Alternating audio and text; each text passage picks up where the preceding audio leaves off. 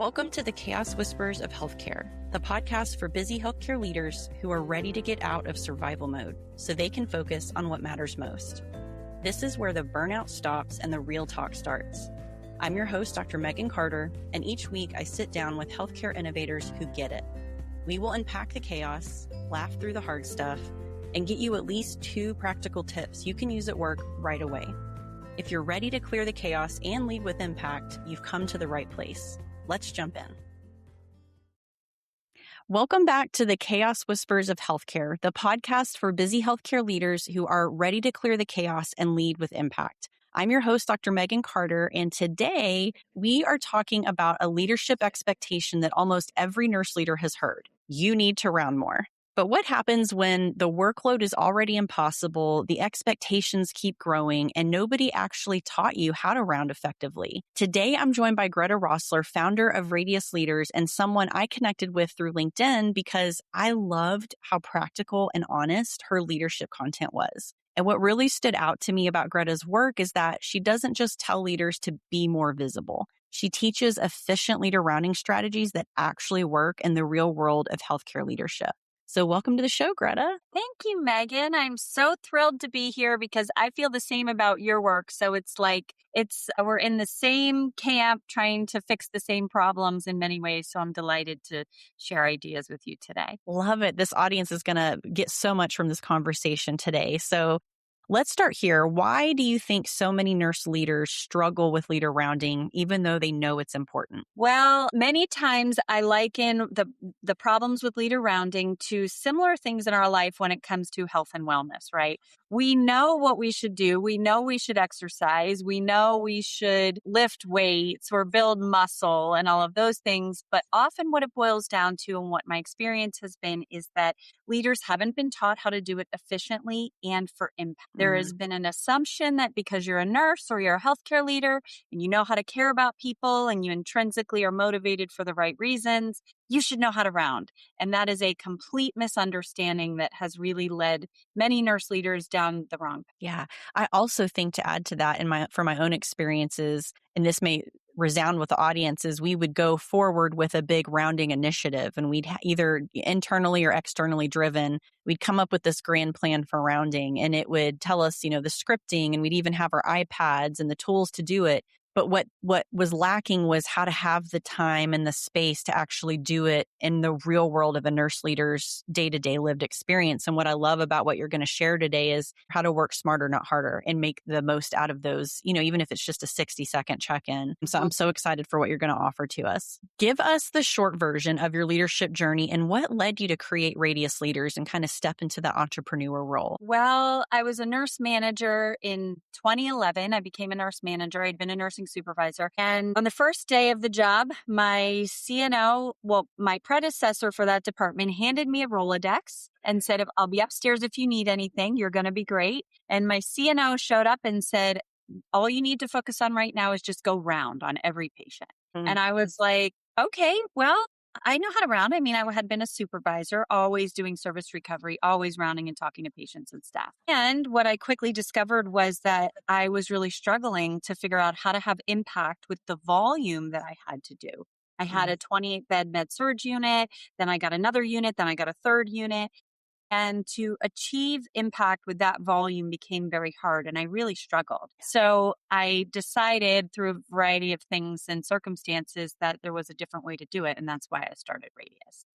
I love that. So what I hear you saying too is that wasn't actually a strategy like go forth and round. It's actually unintentionally, but it can actually set leaders up to fail. What do you feel like leaders were missing most at that moment? What were you missing? Was it the strategy, the training, kind of what was the gap for you? Well, I was missing the ability to round efficiently and with a very specific goal. So I taught myself how to do it, right? I had read a bunch of books, really great books, Quint Studer books, all the things, teaching myself how to round. And those were really helpful resources. But I didn't really have any role models because that was before it was truly a robust hospital initiative. But my leaders, I guess, knew that I had been a nursing supervisor, so I could round, which was a little bit misguided because yes, I rounded in that role, but not from the vantage point of I need to engage my team.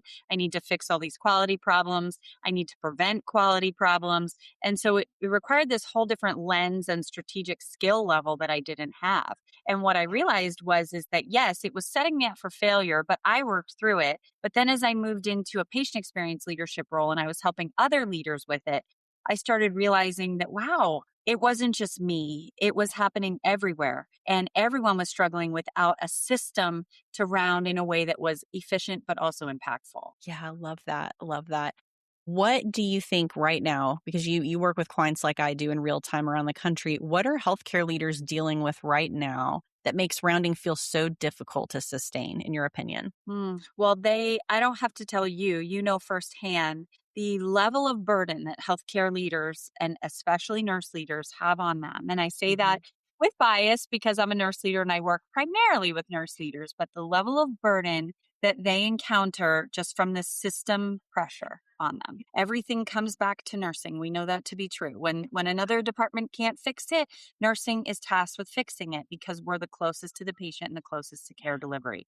So it's a blessing and a curse. And what they're really struggling with is how do I fit this necessary thing in this obscure way that I've been encouraged to do it amidst all of these other demands. And what I experience is that there is by no fault of their own, leaders have not viewed it for what it really is. It is really meant to be the foundation to what you're doing and the fix to the stuff you're trying to problem solve. Yes. And it can be all those things, but they're struggling with how do I fit this in as a task, but not realizing how dynamic and actually helpful it can be if it's done the right way. I love that. I love that. I feel like there's also this moment of expectations, like what I think it's important for us to acknowledge what it's like emotionally for leaders when they feel like they're repeating themselves and their expectations with their team over and over and over again and nothing changes. Like what are you hearing from your clients on that? It's so frustrating and disheartening to see that. And you see it too in your work where leaders are told, like, go out. And they're like, I am out in my department all day and my outcomes aren't changing and people are still falling on the floor.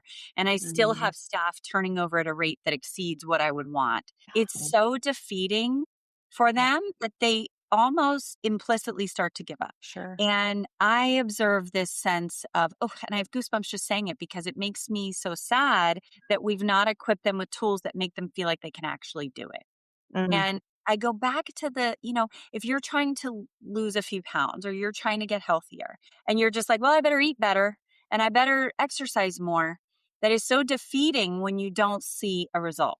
If you have a system, if you have you can focus your energy, you come away feeling confident. But these poor leaders are like, I don't have time for this. It's not solving my problems. And by the way, when I go out in my department, I'm stuck out there and I'm stuck fixing everybody else's problems. So no wonder they don't want to do it. Yeah. And that really resonates with me because I remember for as much as I love rounding, I remember at the end of my role as a manager feeling that way. I had almost 150 direct reports. I was trying to fix big problems that had been handed to me. I couldn't do it all without a system and the right structure. And it was so defeating as a person. I felt like I am failing. Right. And now I can see I wasn't. I was just a product of the system, but I really felt then committed, like I have to help people find a better way. And I think that's so important to acknowledge because as the leader, we're accountable for those outcomes. We're accountable for whether not just process, but the actual outcome metrics themselves. And we're sitting in a room and they're asking us, why hasn't your unit moved the needle? It's like, how much time do you have? I can tell you what all the problems are without the capacity and the support to do it well. I feel like a human punching bag. And also, if you've been a leader for a long time, we've all lived through multiple iterations of rounding initiatives. And so if I've been in this role for 10 years and this is the fourth time we're attempting to reinstill, rounding, bedside reporting, right? The change fatigue can be real. And so I think we've done I think you do such a great job of acknowledging where they are internally, the factors that are external, and reminding them they aren't broken. It's the system itself, which is beautiful. So if the answer isn't just to round more, because we know that's not the answer, let's talk about what actually works. So let's focus on efficient leader rounds. So you've emphasized that rounding has to be efficient or leaders simply won't sustain it. Tell us more. What do you mean by that? Well, it's just like anything. So leaders have a million things, like they might come in today and have 7 hours of meetings and 2 hours worth of follow-ups at least. And I'm just putting a parameter on it, but it's far more than that. So if they are then told to go out and round and they feel like it becomes this infinite endeavor that's never ending of tasks and things being handed to them. And this is what we see in our workshops. People they're like, yes, that's it. I show this picture where a leader comes away with all these sticky notes all over their head and their face and their body, because that's how they feel when they're done rounding. So if they come away like that, even if they round it efficiently, they need also a process where they can efficiently manage the output of rounding. And I don't mean the report from their electronic rounding tool. I mean what they saw as a leader that they have to deal with. And so what I mean by efficiency is giving them a tool that lets them navigate around in 3 to 5 minutes, whether it be with patients or staff, and that's the median time we can upskill them to do, and then giving them a process for what do I do with the information I learned, which is hopefully strategically aligned with my leader priorities. Yeah.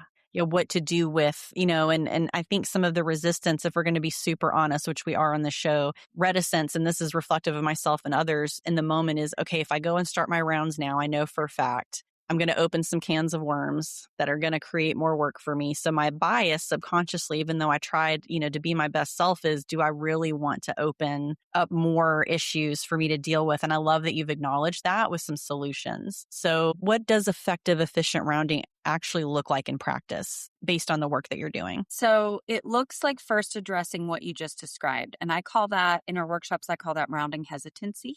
And that's my term. That's not anywhere in the literature, which, by the way, there's not a lot of great literature about rounding, and not a lot of current empirical evidence to show us rounding methodology that works, that doesn't, which is why I'm trying to change that through my doctoral stuff. But it's first addressing rounding hesitancy, the notion that I don't want to round because these things happen, and that's okay. Let's acknowledge that.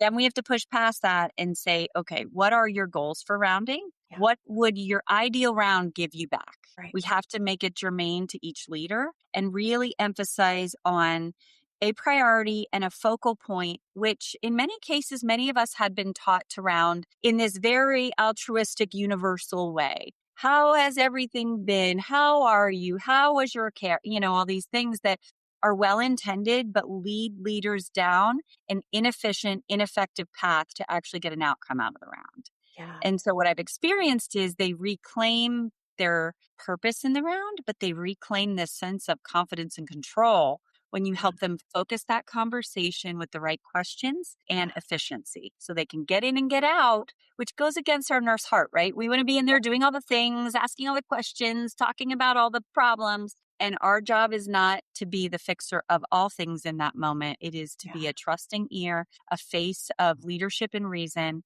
and to build trust with the patient and the staff in a very quick moment. So that requires a highly tactical approach. Absolutely. And that's often what's missing in the training, assuming there is any training. I mean, I feel like the only training I got was on the tool itself, how to input the round. And you're lucky if you get that, right? Tell us about how you can use rounding to improve kind of accountability and culture. So how can leader rounding help address issues like patient safety, communication gaps, incivility, that sort of thing? Well, and that's the thing. Leaders are often setting out to round, and leaders will say, I spend all day in my department. I'm rounding all day. And that type of rounding does not impact those things, like you have a high fall rate or a fall rate that exceeds the NDNQI benchmark or is above the benchmark, I'll say.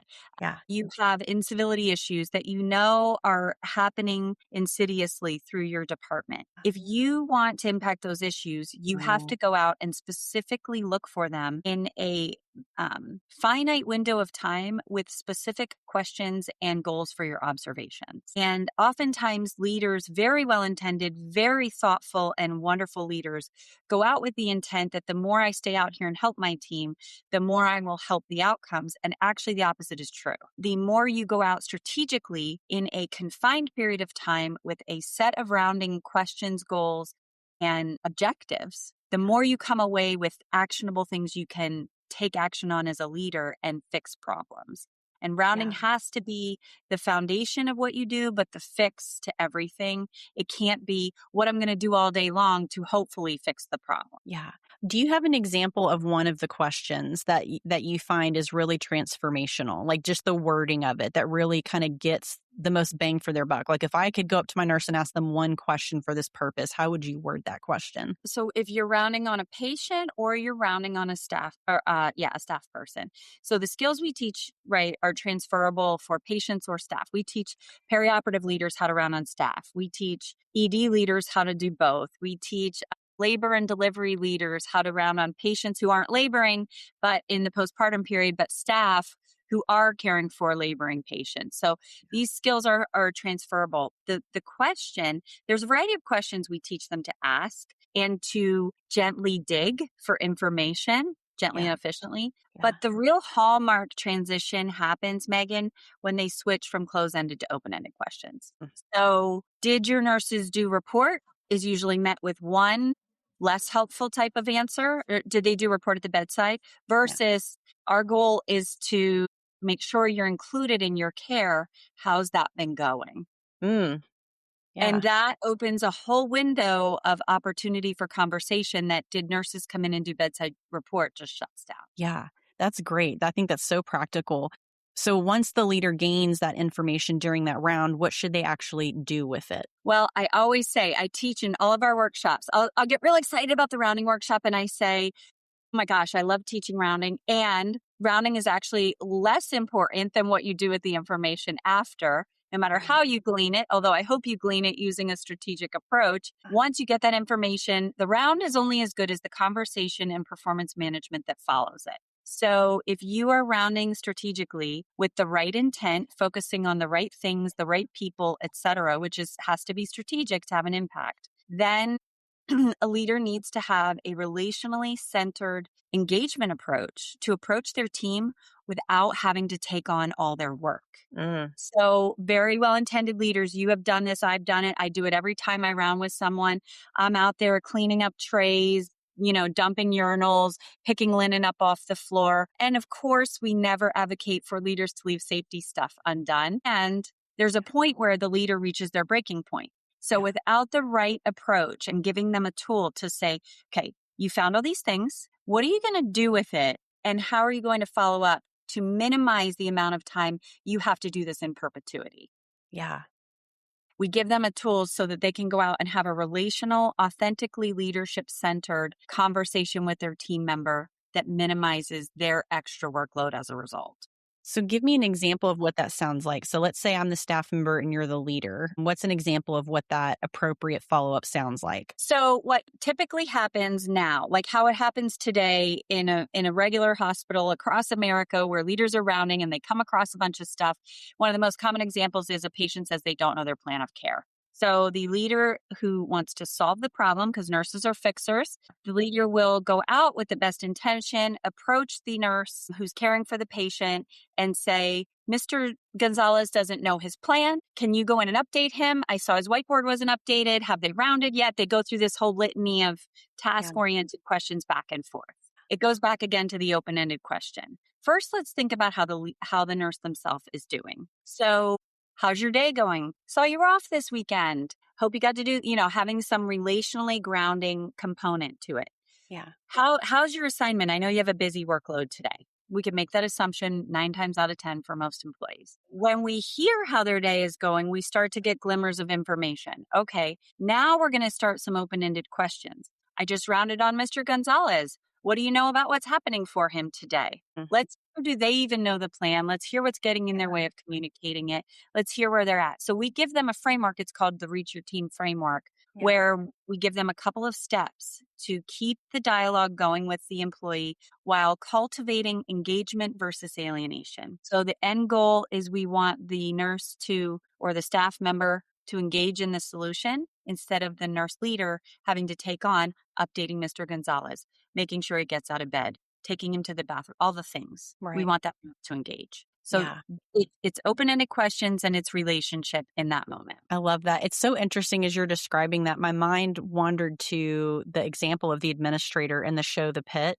And I don't know if you've seen it, but I think it's like the first episode of the entire series. They have this woman playing this very stern administrator who walks down in a starched suit with her administrator badge and walks up to Noah Wiley's character, the ER doc, and just starts telling him all the reason all the metrics are wrong. And I'm thinking, I personally never reported to nor led anybody that way. But it's interesting that that's clinicians' perspective, and it's valid because, to your point, when they are also in survival mode, they're drowning. We know that as their leader. We know what it's like to be a nurse, and there's reticence to want to feel like we're piling on more. So I love that you took a human approach to it, which would have made the scene very different in the pit, which is, hey, how's it going? I can see it's busy.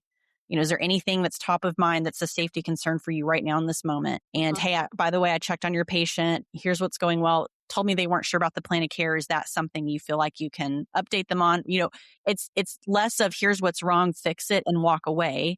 And it's more, let's show them how much we actually care about them as a whole person. There's a lot of that missing. And I think it's unintentional because nurse leaders and healthcare leaders are just in survival mode themselves. But it was interesting how big that gap is, and to see it portrayed through Hollywood kind of broke my heart, but also I get it. You know what I mean? Yeah, I agree with you. I watched a few episodes of that show, and there were parts where like the nurse manager trying to leave to get out for her kids something at school, and you could feel the pain of what's real in the hospital, which is this juggle that nurse leaders and other healthcare leaders are doing constantly between their regular life, their work life, how to balance the two. And, Megan, what happens in that instance all the time is the nurse leader feels the need to not burden anyone else. Right. So they take on all kinds of things. And many times when I'm doing coaching rounds with people, I'll say, you're about to take on the role of what could be the nurse or the care manager. What is stopping you from engaging them in this solution versus what you're about to do, which is try to do it yourself? And oftentimes it's just this sort of altruistic goal. I just don't want to burden anybody else. But what that means is then you're going to get 5 rounds done as opposed to 8, which they can't round for you. Only you can round. And so it's a combination of things. We have to help them see the value in rounding more and small changes to get more rounds done, but also handing things back to their team in a way that empowers them and isn't this punitive, like big brother exercise. Yeah. I love that you touched on what they can solve through rounding, because I want to make sure we hit this before we start to close. Is a lot of leaders do feel pressure to solve engagement problems. Often we default to things like meetings and emails. What, in your mind, makes rounding more effective than those approaches? Well, there's several things. First of all, I have this graphic. If people follow me on LinkedIn, they've probably seen it, where I say, why rounding? Why do we always start with rounding? Anytime an organization asks me for help with their nurse leaders, we always come back to rounding as a start, because I realize when we don't, we end up coming back to rounding, because rounding uniquely positions the leader to understand what is happening in their department in real time. There is no other way to do that. Feedback in a meeting won't do it the same way. Sending out emails and getting emails back, or polls, and there's lots of cool ways to engage your team now. All those things are very valuable. They will not enable you to see firsthand in real time what is happening the way rounding will. It won't allow you to capture it and track it the way rounding will. And I think one of the most beneficial things that rounding does, particularly when rounding on patients, is rounding is an opportunity for leaders to role model. And the example I often give is, I've seen this many times, is gowning and garbing for isolation patients. You'll see staff often cutting corners in that way, or policies have been loosened over time or perceived more loosely in an organization. And when the leader starts really demonstrating that they're just putting on a gown to go in and talk to a patient, it sends a very strong message to the team of what is and isn't acceptable. That's just one example. Or when a leader comes out and really questions if somebody's fall precautions are right. Not are the bed alarms on or not, but are the fall precautions really right for this patient? That is role modeling to the team what they ought to be thinking about, and rounding is the only way to do that. I love it. And I also hear you describing, if you do rounds well and you do them consistently, we are reducing the need for meetings and emails, 100%. which I think is huge. Yeah, that's 100%. a huge takeaway for leaders. Yeah. So even though it feels like one more thing to do, if you do it the right way, efficiently, we're not saying take a lot of time, we're saying do it strategically, fewer meetings, fewer emails, which who wouldn't want to sign up for that? That's amazing. That's right. As we close, Greta, what's one small rounding habit leaders could implement this week if I'm listening to this episode? What leaders could implement this week is, I would say the first thing most leaders need to do is look at, do they have rounding time blocked? And are they using it to get enough rounds done? So in organizations, it's not uncommon. They have 1 hour blocked or 2 hours or something per day, or a couple times a week. And I would encourage any leader to reflect on how many rounds am I getting done in that window? And if I'm not getting rounds done, I want to be honest with myself about what is stopping me. Is it that I don't feel comfortable rounding? Is it that I don't have anyone to delegate to? Is it that I just don't want to walk into the mess that's out there? Or is it that I truly need to find a different time or a different system? Or I need more skills? That's the first piece, is reflecting on what's stopping me, and let's get honest about it. Is it that the tool I use is cumbersome? The tool is not the round. So that is often a barrier. Is the tool stopping me? So that's the first thing I would encourage leaders to get real honest about. I love that. That's great. I know that you're also offering our audience a special discount on your rounding e-learning resources. Can you tell us a little bit about that? Sure thing. So we have a 6-module series that teaches you the Win Your Round framework. And that is really actionable, really precise, and also really efficient. And it's efficient to take it and it's efficient to use it. So the e-learning modules are going to be, you're going to get $50 off for a month after this publishes. So through mid-July, through July 17th, you'll get $50 off that 6-session learning series online. Each module is about 15 minutes.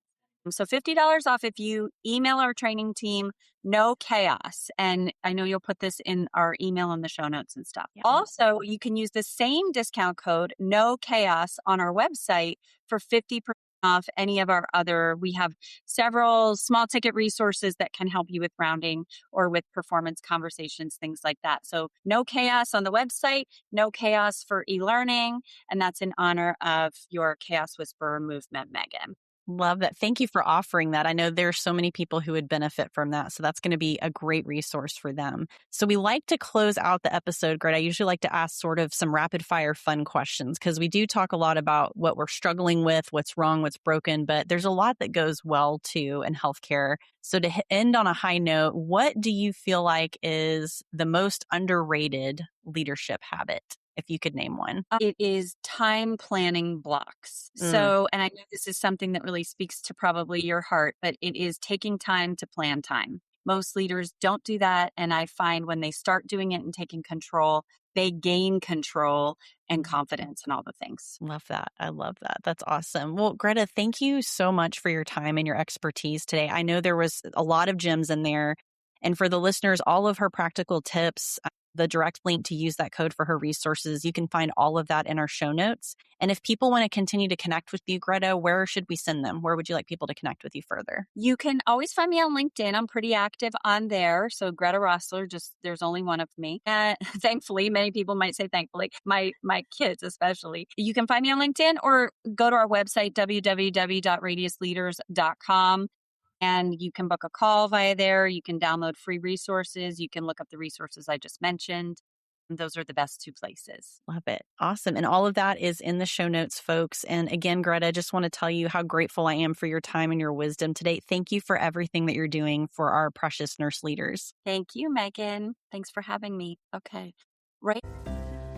Thanks for joining us on the Chaos Whispers of Healthcare. If today's episode resonated with you, please be sure to follow this podcast, rate, and leave a review on your favorite platform. I'm Dr. Megan Carter, and I will be back next week with more real talk, fresh strategies, and guests who are redefining what it means to lead with impact. Want to keep the conversation going?